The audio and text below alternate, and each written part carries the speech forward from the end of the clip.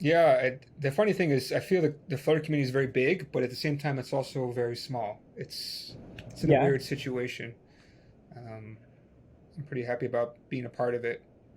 Um, yeah, I think I do have just kind of a couple questions to ask before we start to sign off.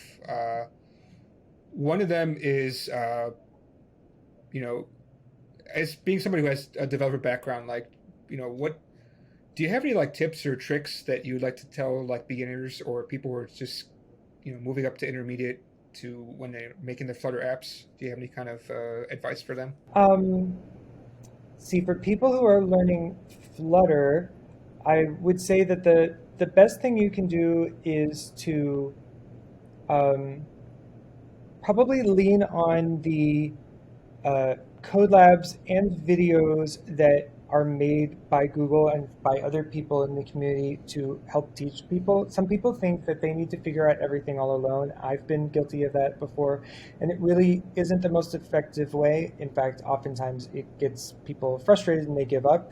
But they may look at a code lab or video and think, that's not exactly what I need to know. Chances are it's something that you'll need to know eventually, and that all these things kind of come together as a patchwork. If you get used to using a pattern that's in Flutter in one API, you will probably see that that sort of pattern happens somewhere else, like the builder pattern that follows people around in so many different places in Flutter. Watch the widget of the week videos.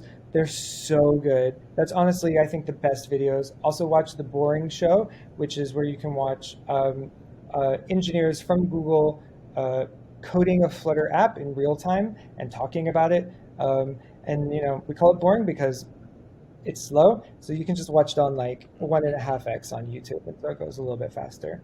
But really, I think Flutter is something that's successful because of the amount of educational material that's out there. Take advantage of it, even if it's a kind of format that you're not used to. I'd never done a code lab until I came to Google, but I understand now that code labs are essentially teaching you how to do the job. It's really, really a great way to do it, and it talks you through every step of the process.